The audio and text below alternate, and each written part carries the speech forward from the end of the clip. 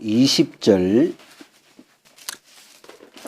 바리새인들이 하나님의 나라가 어느 때에 임하나이까 묻거늘 예수께서 대답하여 가라사대 하나님의 나라는 볼 수 있게 임하는 것이 아니요 또 여기 있다 저기 있다고도 못하리니 하나님의 나라는 너희 안에 있느니라.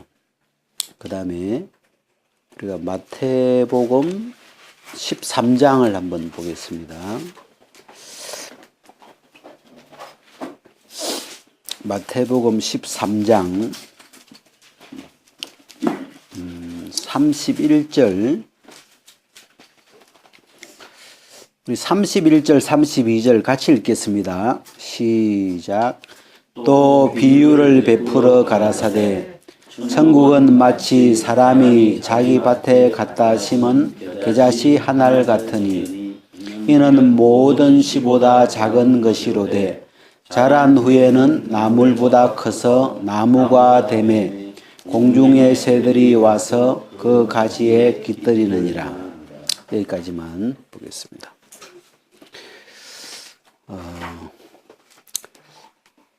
제가 얼마 전에 그 다니엘서를 이렇게 읽다가 이런 말씀이 있더라고요. 이 열왕의 때에 하늘의 하나님이 한 나라를 세우시리니 이 나라는 망하지 아니하고 그 국권이 다른 사람에게 넘어가지 아니하고 도리어 이 모든 나라를 쳐서 멸하고 영원히 설 것이라. 거기에 그 나라라는 말이 있더라고요. 나라. 한번 따라해 봅시다. 나라. 그 나라라는 단어가 좀 큰 단어잖아요. 단어 자체가 국가, 뭐 나라. 그래서 우리가 그냥 복음, 뭐 죄, 그 이제 뭐 십자가 이런 좀 중심으로 생각은 많이 했는데 나라라는 말이 좀 단어가 이렇게 큰 단어가 돼가지고 근데 좀 관심이 생기더라고요. 그래서 나라 지금 한두 달 지금 나라라는 단어를 마음에 이렇게 담아놓고 그래서 뭐 이렇게 이제 인터넷을 이렇게 보니까 뭐 강대국의 비밀 뭐 이런 또 다큐가 있더라고요. 그래서 뭐 그런 것도 그것도 이제 나라니까 한번 또 보고 또 뭐 국가란 무엇인가 또 그런 책이 있어요. 그래 그것도 한번 이렇게 또 뭔가 이렇게 한번 이제 관심도 가져보고. 근데 이제 물론 이제 여기서 나라는 하나님 나라죠. 성경에서 지금 관심을 갖고 싶은 건 이제 하나님의 나라인데, 그래서 이 하나님의 나라가 뭘까? 예수님도 그 표현을 하시더라고요. 이 앞에 이렇게 보니까 예수님이 이런 표현을 하시더라고요. 하나님의 나라를 무엇으로 하나님의 나라가 무엇일까 이런 표현이 어디 있는지 모르겠네요. 그런 하나님의 나라에 대한 이야기를 예수님이 이 땅에 오셔가지고 그 설교를 하셨는데 아마 제일 자주 하신 주제가 천국은 하나님의 나라는 이렇게 천국 이야기를 하나님 나라 이야기를 제일 많이 주제 같아요. 어찌 보면 그 설교에. 그래서 예수님은 오시면서 하나님의 나라가 가까웠다. 또 주기도문에도 보면 나라의 임하옵시며 이렇게 이 하나님의 나라가 내 안에 임하기를 기도하는 거죠. 이렇게 기도하는 하나님의 나라가 나라의 임하옵시며 이렇게. 그래서 제 마음에 이렇게 하나님의 나라를 한 번도 생각을 안 해봐가지고 자세하게 이렇게 좀 마음 들여서 생각을 안 해봐가지고 최근에 이렇게 이런 주제로 이렇게 좀 찾아보기도 하고 생각도 해보고 이제 그러는데 우리가 조금 전에 읽었던 건 누가복음에 어떤 말씀이 있냐면 바리새인들이 하나님의 나라가 어느 때에 임하나이까 묻거늘. 바리새인들이 물었어요. 우리는 바리새인들에 대해서 좀 선입관 같은 게 있는 것 같아요. 좀 바리새인 그러면 뭐 외식하는 자, 좀 안 좋은 부정적으로 이들을 좀 대하는 게 있는데, 하여튼 이 바리새인들은 그 유대인 사회에서 중심 인물들이죠. 사실 종교적으로 중심 인물들이 속한데, 이 바리새인들이 예수님께 와가지고 하나님 나라가 어느 때에 임하나이까, 그 어느 때에, 언제 하나님의 나라가 임하냐고, 그 때를, 언제를 묻더라고요. 그러니까 예수님이 뭐라고 대답하시냐면, 하나님의 나라는 볼 수 있게 임하는 것이 아니요 또 여기 있다 저기 있다고도 못하리니. 그 다음 같이 읽어봅시다. 시작. 하나님의 나라는 너희 안에 있느니라. 자, 이 구절이 이제 좋아서 지금 이게 주제 말씀인데, 하나님의 나라는 너희 안에 있느니라. 이 말씀을 좀 이렇게 한번 이렇게 좀 묵상을 해봤어요. 하나님의 나라는 여기 있다 저기 있다. 그러니까 뭐 한국, 일본, 뭐 미국, 중국처럼 여기저기 있죠, 나라라는 게. 근데 하나님의 나라는 여기 있다 저기 있다 그렇게 해도 할 수가 없고, 볼 수 있게 임하는 것도 아니고, 이 하나님의 나라는 너희 안에 있느니라. 너희 안에 있다. 내 안에 있다. 제가 우리가 이제 그냥 이렇게 좀 이걸 이제 생각을 해보니까, 여러분, 하나님 나라가 어디 있어요? 이게 제가 지금까지 가지고 있는 이 의식은, 하나님 나라는 보통 제 의식은 어떻게 되냐면, 죽어서 가는 나라. 그죠? 하나님 나라 그러면, 죽어서 이제 가는 나라고, 그 다음에 예수 믿으면 천국 들어가고, 예수 안 믿으면 지옥 가고, 천국 못 들어가고. 그러니까, 내 밖에 있죠. 이 나라는 세계 밖에 천국이라는 세계가 있는데, 죽어서 들어가는 나라로 그렇게 인식이 이렇게 돼 있고,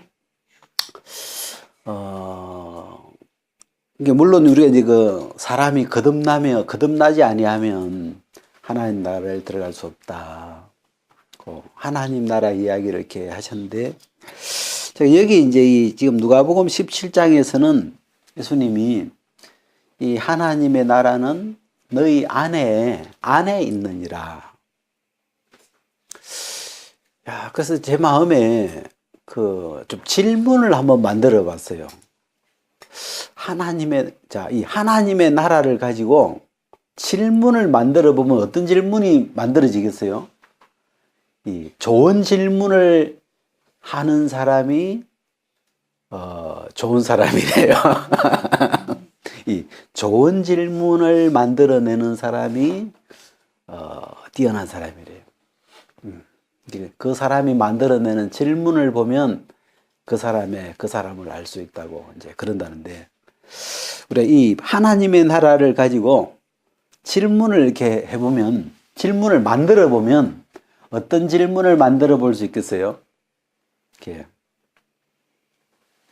하나님의 나라. 그 나라는 누가 다스리는가? 예, 그 나라는 누가 다스리는가? 답은 하나님. 굉장히 쉬운 또. 예. 그냥 저는 이 본문 가지고 하나님의 나라는 어디에 있는가?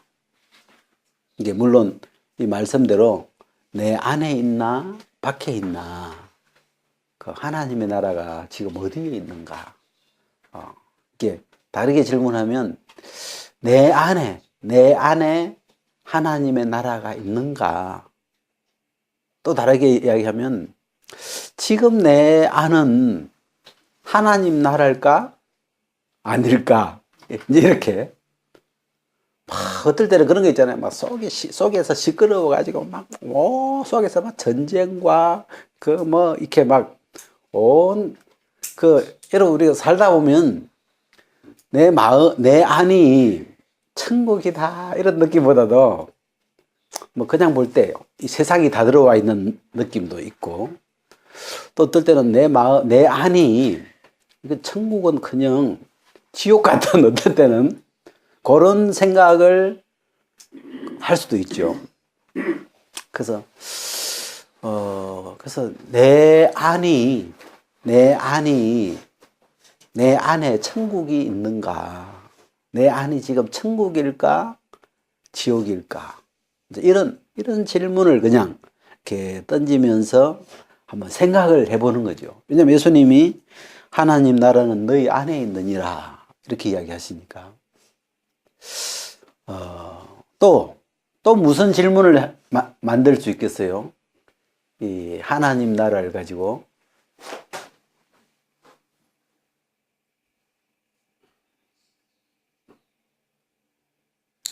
이 예수님이 하나님의 나라는 뭔가, 어떤 게 하나님 나라인가? 이게 이제 그 예수님의 그 설교의 주제, 천국은 이 하나님의 나라는 이런 거다. 하나님의 나라는 이런 거다 하고 그 천국에 대한 이야기를 우리는 이 땅에서 태어났기 때문에 하나님 나라를 한 번도 나면서부터 본 적이 없는, 물론 볼 수도 없지만 본 적도 없고 어떤 거 상상이 안 되죠. 안 그려지죠. 우리는 이 가본 적도 없고 이렇게 본 적이 없으니까. 근데 이제 예수님은 그 하나님 나라에 속했던 분이시니까 이 오시면서부터 계속 이제 이 하나님 나라를 우리에게 하나님의 나라를 전해주고 싶은 거죠. 하나님의 나라는 너들이 잘 모르겠지만 이런 거야 이렇게. 근데 우리가 세상 나라는 뭐 이렇게 미국, 뭐 영국, 프랑스, 또 뭐 러시아. 저는 한번 여행을 하면 이 한국에서 블라디보스톡으로 가가지고 그 러시아 횡단 열차를 타고 기차를 타고 쫙 러시아를 가로질러 가지고 독일에 도착을 해가지고 거기서 유럽을 잘 돌다가 영국까지 거쳐서 비행기 타고 샥 날라오는, 그걸 한번 지금 해볼까 지금 그러고 있는데, 이 땅에 있는 나라는 뭐 조금 좀 가보면 좀 색다른 게 있죠. 그죠? 우리가 아프리카 가가지고 제가 굉장히 좀 신기했던 그 한 대목이 우리 먹는 고추 있잖아요. 우리나라는 고추나무가 1년생인데 그건 크대요. 이 나무가. 봤어요? 없었어요. 하여튼 어딘가 가니까 이 1년생 고추나무, 우리나라는 1년생인데 1년 키우고 뽑아버리잖아요, 보통요. 근데 거기는 나무가 이게 커가지고 어부 큰 이 나무더라고. 그래가지고 희한하대요. 그리고 좀 그런 걸 이제 좀 우리나라와 분위기가 다른 그런 걸 이제 본 적이 있는데, 그래도 이 땅에 있는 나라들은 뭐 좀 다른 분위기가 이렇게 조금씩 있지만, 그래도 사람 사는 데니까 뭐 먹고 사는 게 다 비슷하고, 이제 요즘처럼 또 이제 글로벌 시대는 뭐 비슷하겠죠. 근데 이 하나님의 나라, 보이지 않는 하나님의 나라가 어떤 나라일까? 이제 사실 예수 믿는 이유가 천국 들어가기 위한 건데, 주 목적이 그래도 천국인데, 천국이 어떤 곳인가에 대해서 구체적으로 별로 이렇게 생각이 잘 진행되지는 않았던 것 같아요. 그래가지고 이제 아까 그 예수님의 설교 중에 그 마태복음 13장에 천국은 마치 사람이 제 밭에 갖다 심은 겨자씨 한 알 같으니 모든 씨보다 작은 것이로되 작은 것이로되 자란 후에는 나물이 되고 커서 나무가 되매 공중의 새들이 와서 그 가지에 깃들이느니라. 그게 이제 예수님이 이 천국 하나님의 나라는 이런 건데 이런 거야 하고 우리에게 이렇게 비유로 우리에게 어떤 그 천국을 소개시켜 주는 비유인데 천국은 사람이 제밭에 갖다 심은 겨자씨 한 알 같으니. 자, 거기 지금 페이지에 있습니까? 그걸 펴놓고 한번 이야기를 해봅시다. 천국은 마치 사람이 자기 밭에 갖다 심은 겨자씨 한 알 같으니 이는 모든 씨보다 작은 것이로되 자란 후에는 나무보다 커서 나무가 되매 공중의 새들이 와서 그 가지에 깃들이느니라. 자, 지금 예수님이 말하는 천국, 하나님 나라가 어떤 나라예요? 지금 이 이야기가 이 하나님의 나라가 어떤 나라라고 그래요? 예? 예, 겨자씨 하나를 갖다 일단 그죠? 겨자씨를 끌어들인 이유는 지극히 작은 시 중에서 지극히 작은 제일 작은 작은 거라는 거죠. 이 겨자씨는 이 작은 어떤 이 겨자씨 하나 같다. 그러니까 시작은 굉장히 작은 거예요. 뭐가 천국이라는 게 작은 건데, 그러니까 작은 걸로 이제 그대로 있는 게 아니고 어떻게 돼요? 이 모든 씨보다 작은 것이로되 자란 후에는 커서 그죠? 자라죠. 그게 이제 심으면 심으니까 심은 이 겨자씨 한 알이 자라요. 이렇게 자라서 커져서 나물이 되고 나무가 이렇게. 그럼 여기서 천국은 어떤 곳이에요? 천국은 어떤 거예요? 천국은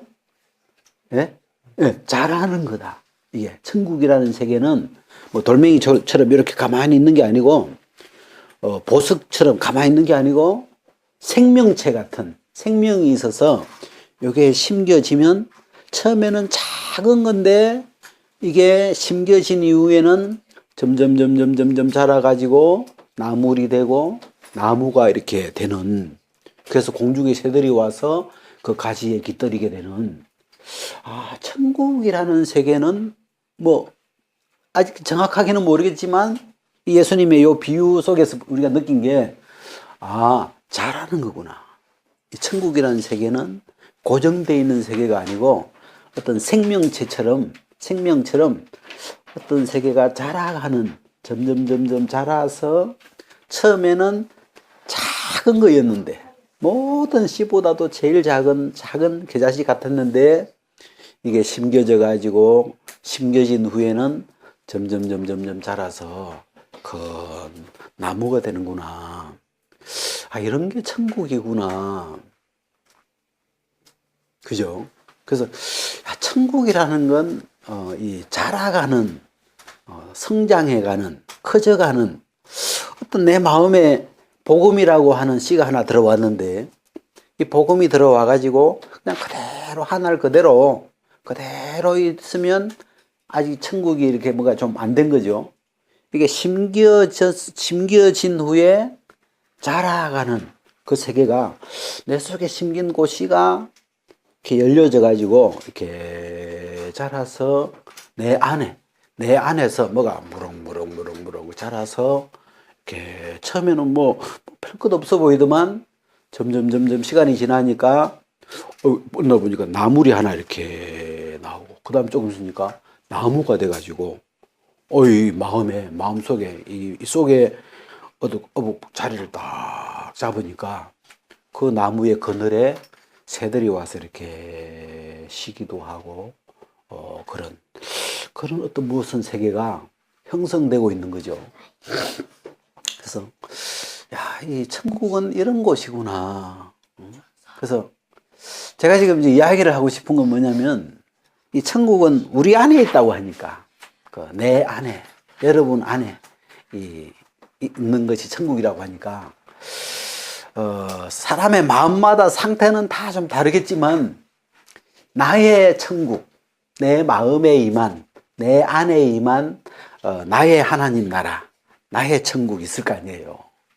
그래서 나의 천국과 지금 이 예수님이 말씀하고 계시는 이 하나님 나라, 하나님 나라는 너희 안에 있는 거야. 내 천국이라는 건 이런 거야, 또 이런 거야.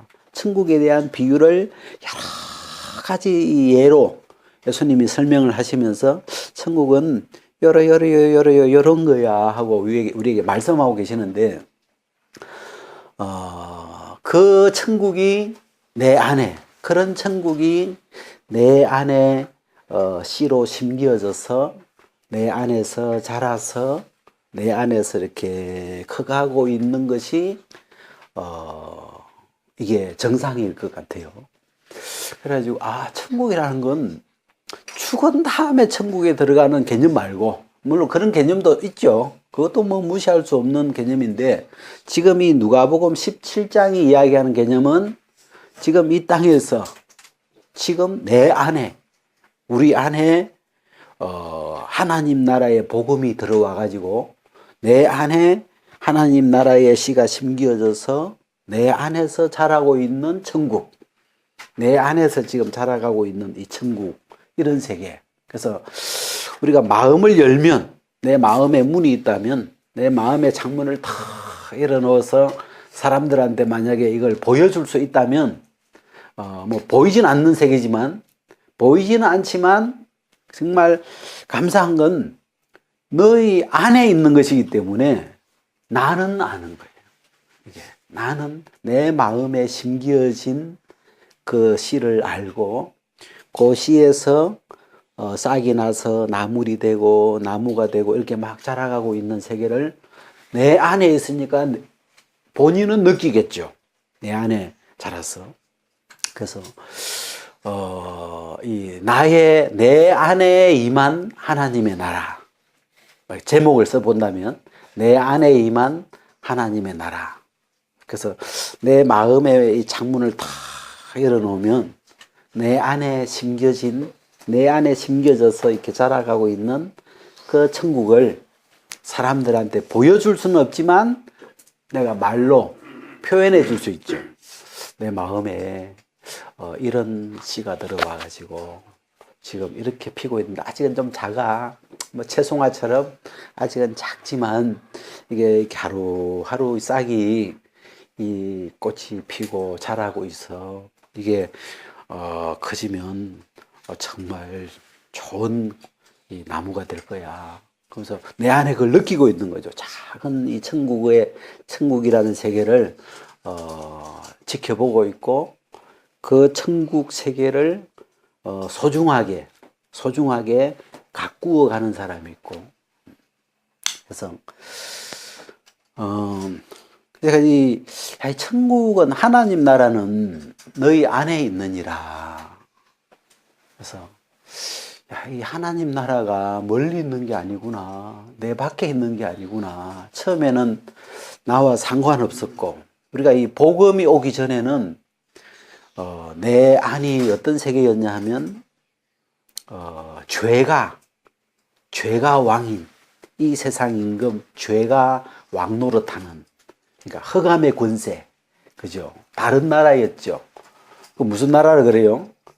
뭐 흑암의 나라라고도 하고, 또 어둠의 나라, 괜찮고, 또 뭐 하늘 나라니까 이쪽은 뭐 땅 나라라고 해야 되는지 모르겠는데, 다른 말로 하면 뭐 마귀 나라고, 저쪽 하나님 나라고, 이쪽 마귀 나라. 우리는 첫 출발이 마귀 나라죠.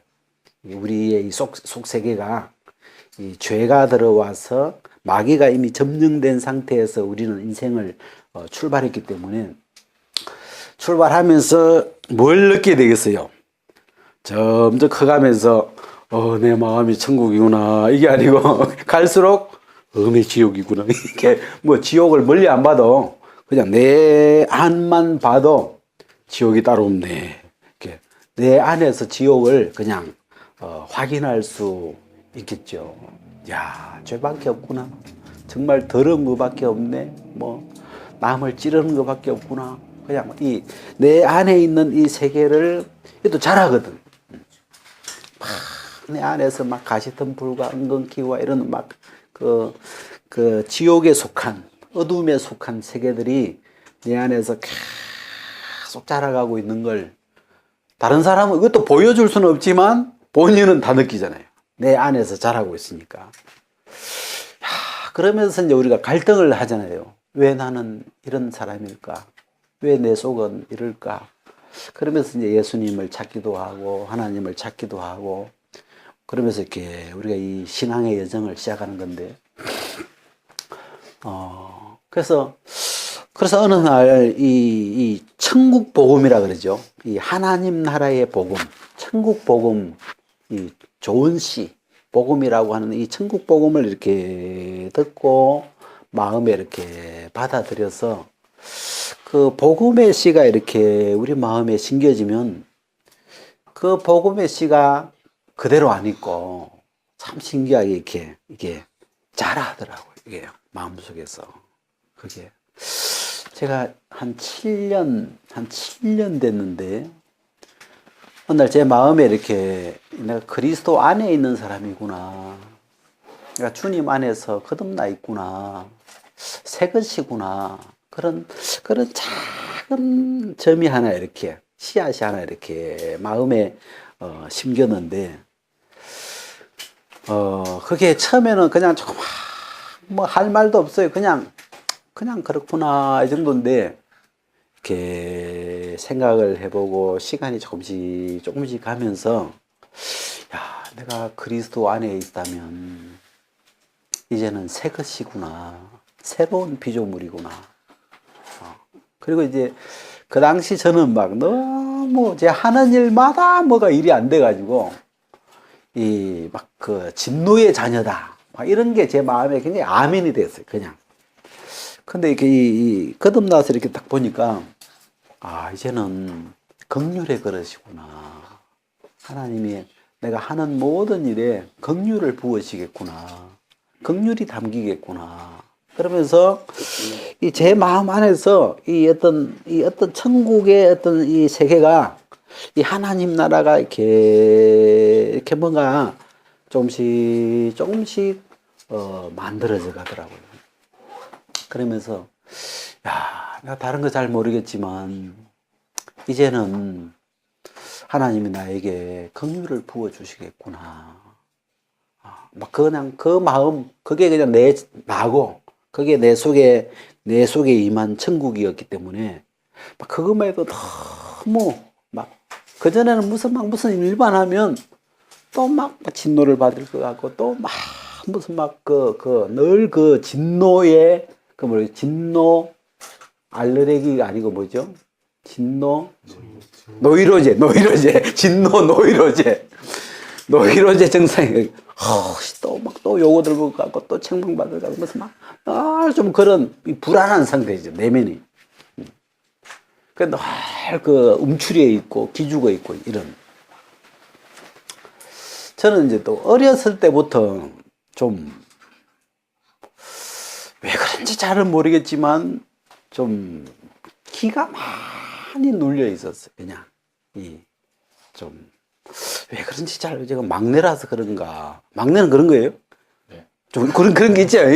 그 뭐 특별한 거 아니라 위에서 사실 위에서 이게 뭐 한마디만 해도 벌써 이 막내는 눌려지는 게 있잖아요. 막내니까 제일 밑에 있으니까.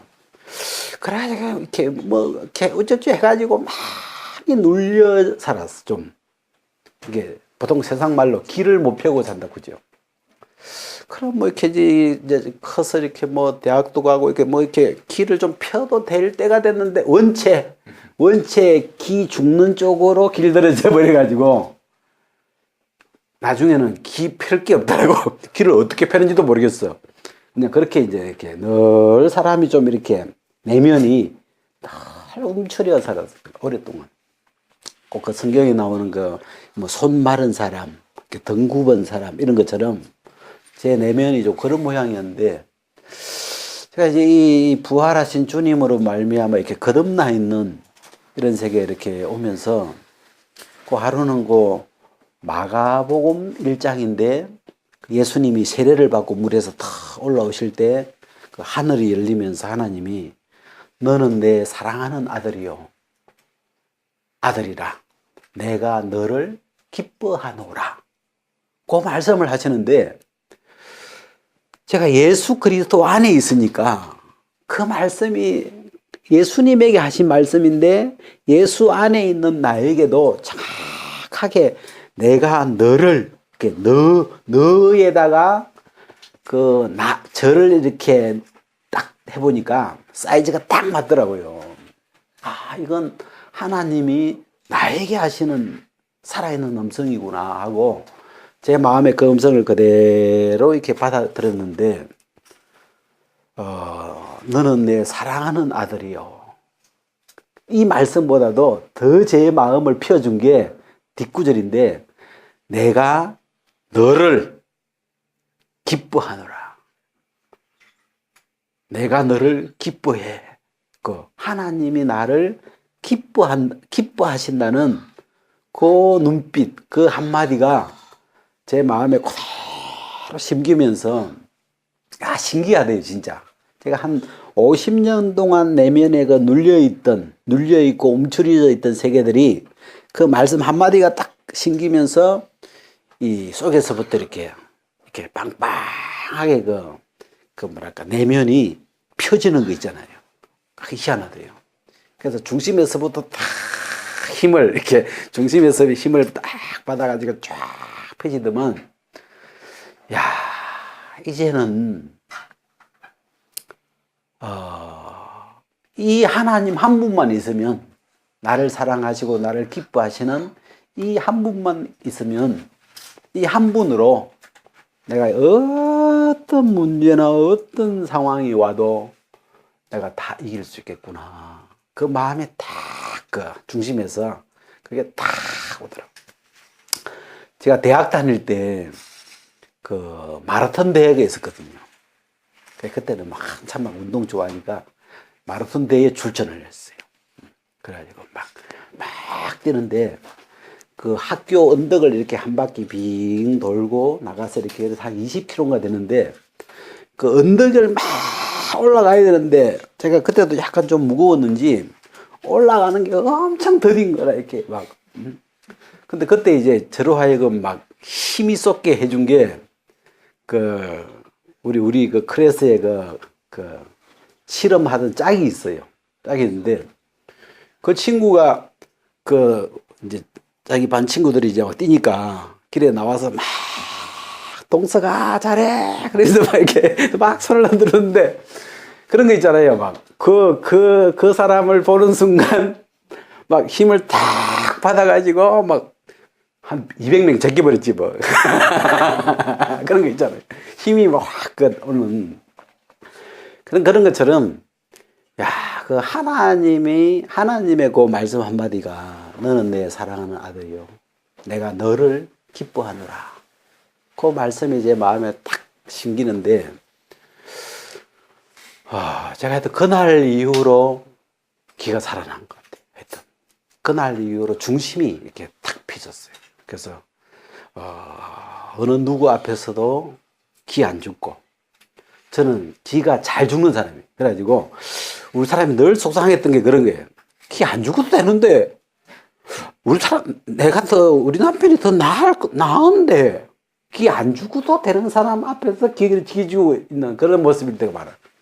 근데 중심이 딱 서니까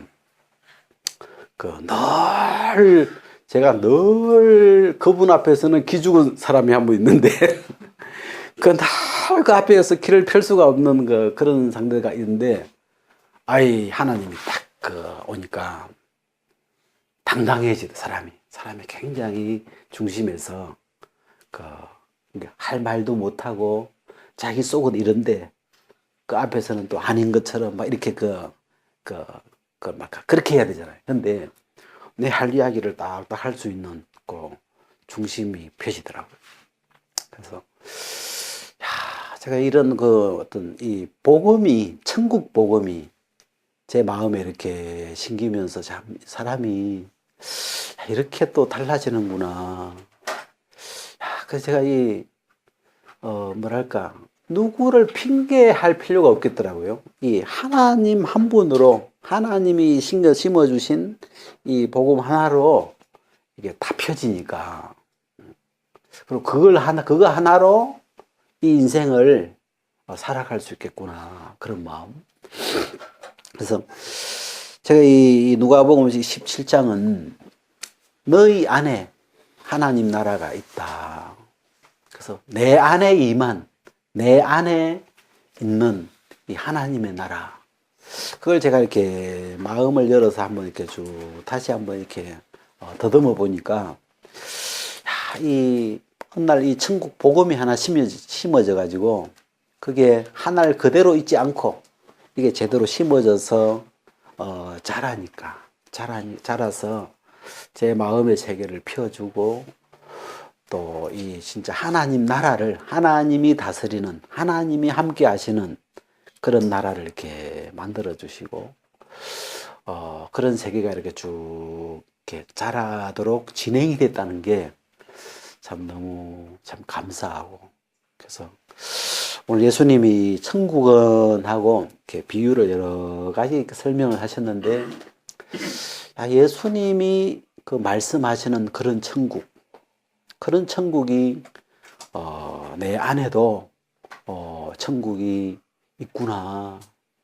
나의 천국이 있구나. 내 안에 있는 천국이 있구나. 그래서 그 나라 죽어서 그때 가서 들어가 봐야 그런 천국 말고, 이 복음으로 이 하나님 나라가 이미 내 속에 들어와 있는 그 내 안에 지금 살아있는 천국, 그런 천국이 있구나. 그러면서 하여튼 이 말씀이 최근에 이렇게 하여튼 감사했어요.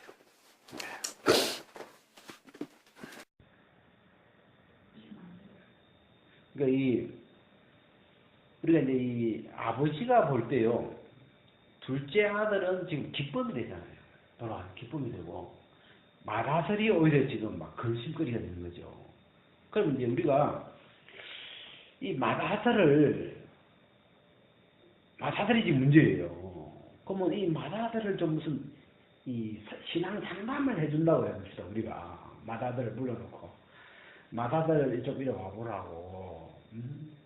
지금 아버지가 저렇게 기뻐하는데 왜 안 들어가려고 하냐고. 우리가 이렇게 볼 때 이 맏아들의 문제의 본질이 뭐냐.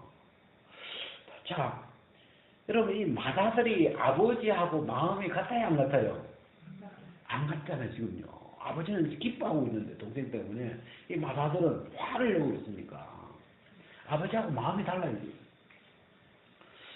자, 그래서 이 맏아들은 복합적이 좀 약간 이면적인데, 크천 아버지와 항상 함께 있었고, 아버지를 섬겨서 명을 어김이 없는 참 모범적인 아들인데, 속 중심은 아버지하고 사는 거지. 이런 모양을 갖고 있죠. 근데 거꾸로, 둘째 아들은 겉모양은 막 완전 나쁜 놈인데, 아버지 떠났지, 세상 다 했는데, 이 둘째가 돌아와주면서 아버지하고 하나가 되면서 이 아버지의 기쁨이 된 거죠. 그럼 여기서 우리가 볼 때 이 맏아들 문제가 뭐냐? 여러분, 맏아들의 문제가 뭐예요? 이 맏아들 같은 신앙의 모양의 이 문제의 핵심이 뭐예요? 이 맏아들이 아버지의 기쁨으로 돌아가려면 맏아들이 뭐가 와야 되는 거예요, 지금? 같이 있지가 않은 마음은 아버지랑 전혀 다르구나. 네, 마음이 다르구나. 일단 다른 걸 느껴죠. 현재 지금 다르니까, 내가 왜 아버지와 마음이 다를까?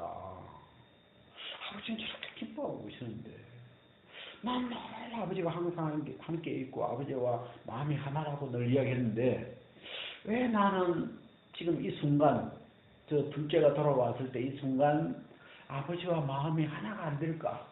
왜 다를까? 그죠?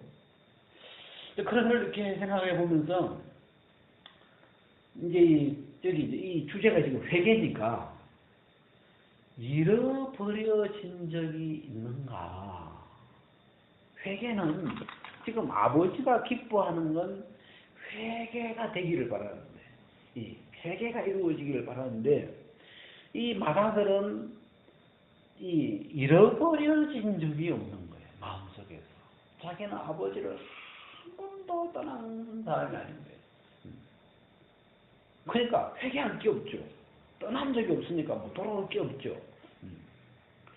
그래서 우리가 이 마다사를 교제를 해준다면 사실은 지금 중심이 떠나 있잖아요.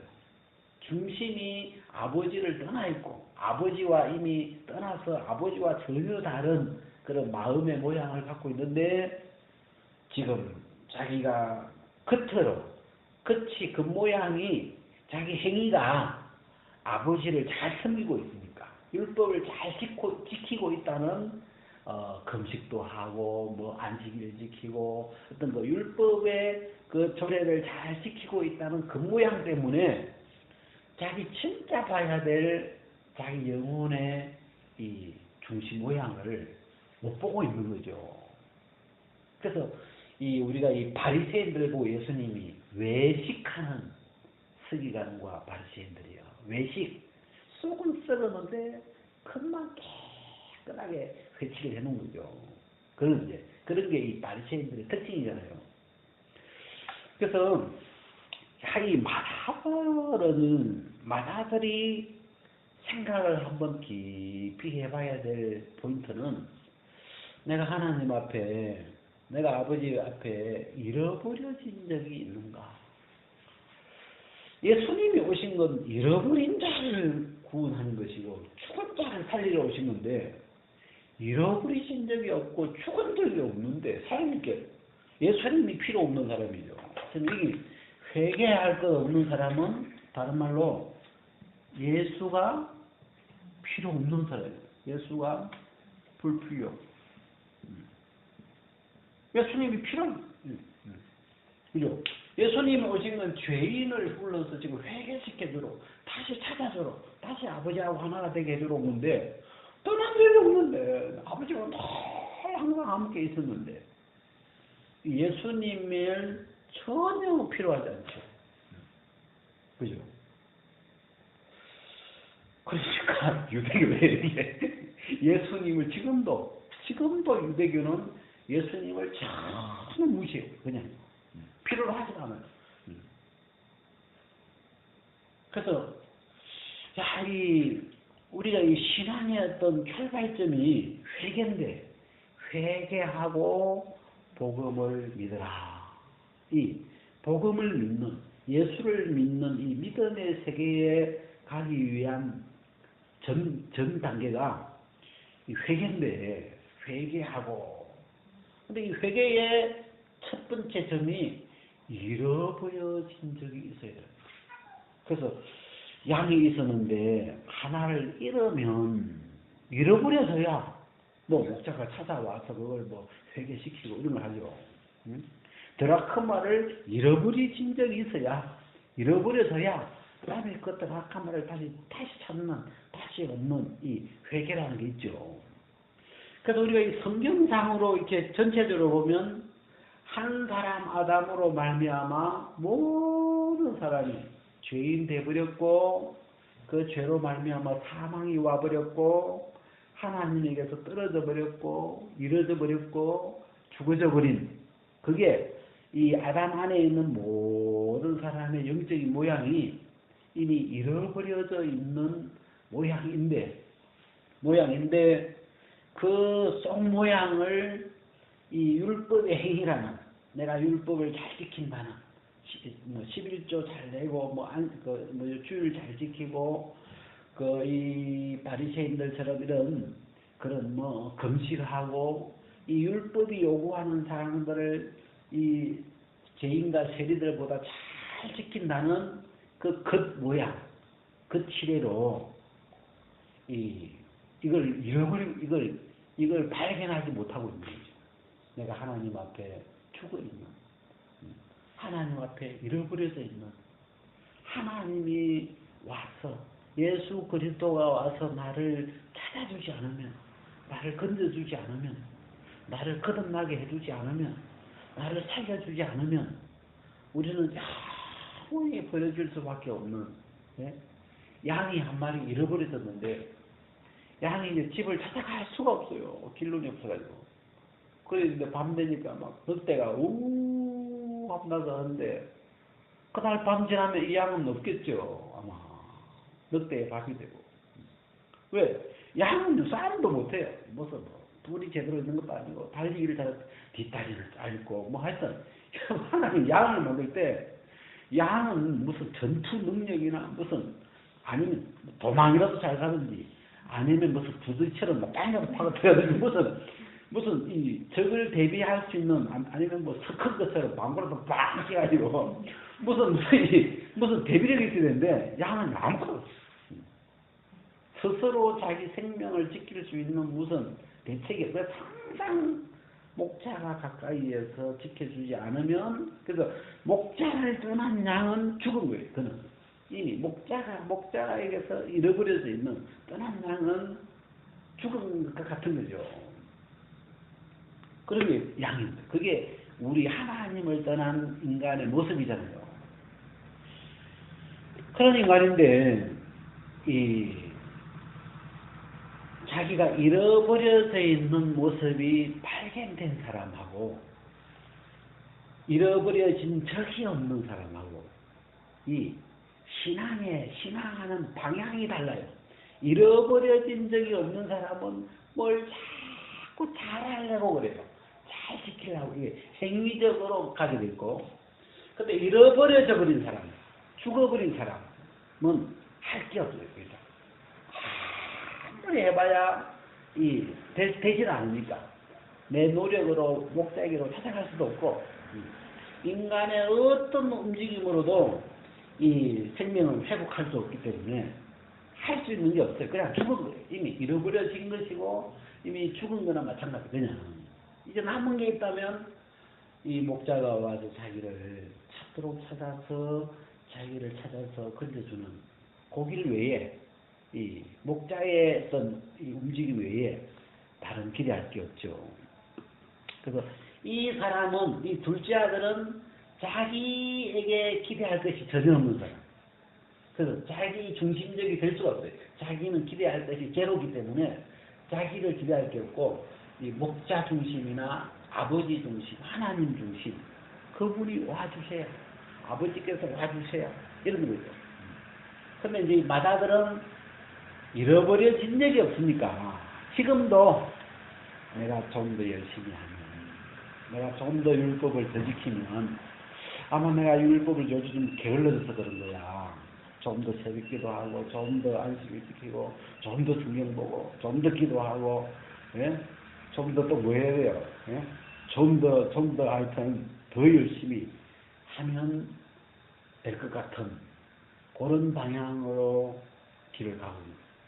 이 사람은 첫 출발이, 그 사람이 하고 있는 어떤 생각의 첫 출발이 한 번도 잃어버려진 적이 없기 때문에, 하나님 앞에 죽어있는 내 영혼의 모습을 본 적이 없기 때문에 이런 길을 갈 수밖에 없어요. 그래서 나중에 결과를 보면 뭐라고 하냐면, 내가 아버지를 섬겨 명령이 어기며 얻거늘 내게는 염소 새끼라도 주어 나와 내 벗으로 즐기게 하신 일이 없더니, 이 맏아들은 아버지와 항상 함께 있었고 아버지를 섬겨서 명이 어김없는데 염소 새끼 하나도 아버지한테 얻어먹은 게 없어요. 이 아버지의 것이 내 것이 안 되는 이 사람은. 근데 이 아버지는 뭐라고 하냐 봐봐요. 31절에 보면 아버지가 이르되, 큰아들이죠, 맏아들한테 너는 항상 나와 함께 있으니 내 것이 다 네 것이로되. 이 말씀 참 신기하죠. 너는 항상 나와 함께 있지 않았냐. 내 것이 다 네 것 아니냐.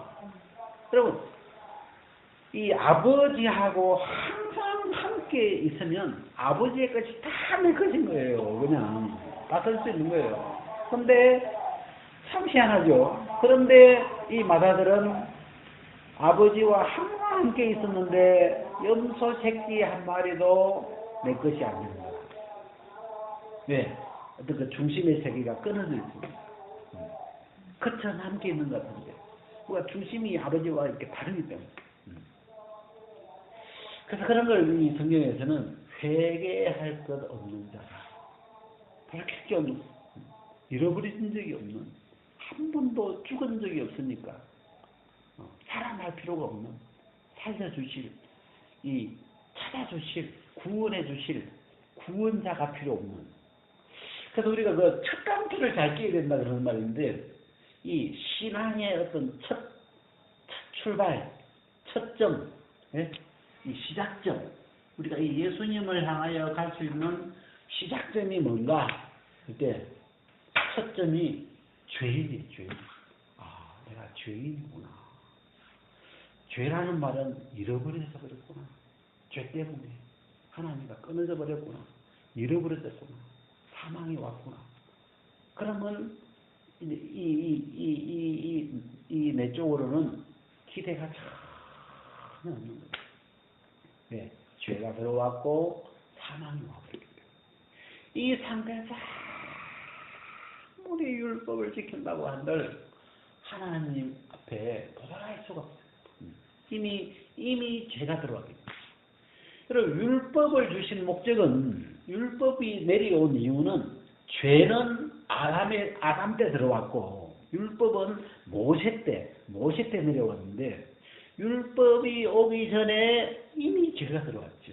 이미 죄가 들어왔고 사망이 와 있는데, 오늘 이 마다들처럼 죄가 왔고 사망이 와 있는데 죽은 자기 모습이 안 보이고 잃어버려져 있는 자기 모습이 안 보이니까 하나님이 답답해서 율법을 첨가시킨 거예요. 그래서 율법을 한번 지켜봐라. 네가 살아있으면 이거 한번 지켜봐라. 네가 잃어버린 적이 아니면 이거 할 수 있을 거다, 힘이 있을 거다 해봐라 하고 율법을 딱 준 거죠. 이거 다 지키면 네가 살아있는 거야, 그게. 근데 율법을 써 보니까 열심히 하는데 너희의 의가 바리새인의 의보다 더 낫지 아니하면 결단코 천국에 들어가지 못하리라. 완벽한 하나도 없는 다 많이 어기고 적게 어기고 이런 것들이 몰래 어기고 드러나게 어기고 이런 자들이지 다 어기는 거예요. 결국은 죄가 드러나는 거예요. 바리새인이 감추고 있는, 가리고 있는 죄들이 드러나죠. 속에는 죄가 막 끓고 있죠. 그래서 이 율법을 주신 목적은 죄를 깨닫게 하기 위한 거다. 이미 들어와 있는, 이미 사망이 와버린 이 죄를 발견하게 해서 이 죄를 가지고 예수를 만나야 됩니다. 이 구원자를 만나도록, 구원자에게로 가도록, 이 예수님께로 우리를 이어주는 역할을 하는 게 율법이죠. 그래서 갈라디아서에 보면은 믿음이 오기 전에는 이 우리가 율법은 그리스도에게로 인도하는 몽학 선생이다.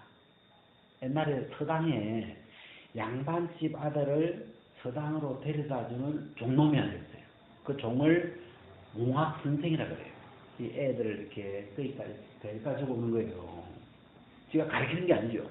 이 율법은 그리스도에게로 우리를 데려다주는 역할을 하는데, 누가 그리스도에게 가느냐? 죄가 있어야, 그리고 잃어버려진 자라야, 그리고 죽은 자라야. 그리스도는 그런 사람을 만나러 왔기 때문에 내 속에 죽음이 보여야, 내 속에 죄가 있어야, 내 속에 잃어버려진 자라야 그리스도를 향하게 되는 마음이.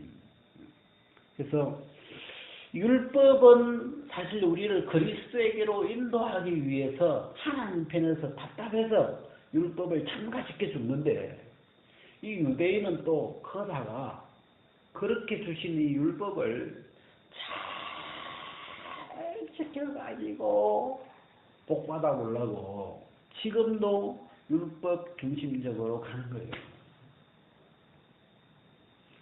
야, 이 사람들 율법 대단해요. 율법 대단하게 돼지고기 절대 안 먹죠. 근데 이 사람들의 맹점이 뭐냐? 이 유대교, 바리새인들, 이 마사들의 어떤 맹점, 약점이 잃어버려진 적이 없나? 잃어버려져 있는 내 영혼의 모습을 발견한 적이 없어. 하나님 앞에 죽어버린, 이미 죄가 들어와 버린, 이미 중심에서부터 하나님과 끊어져 있는 그런 자기 모습을 본 적이 없기 때문에 이런 행위적인 방향으로 자기가 잘 뭐 해가지고 하나님 앞에 인정받으려고 하는 요 행위의 방향으로 가는데 자기가 잃어버려진 적을 발견한 사람은 자기한테 이제 길이 없기 때문에 목자를 기다리게 되고 은혜를 기다리게 되고 의지하게 되고 이런 길이 다르죠. 이 방향 자체가 다른 방향이에요.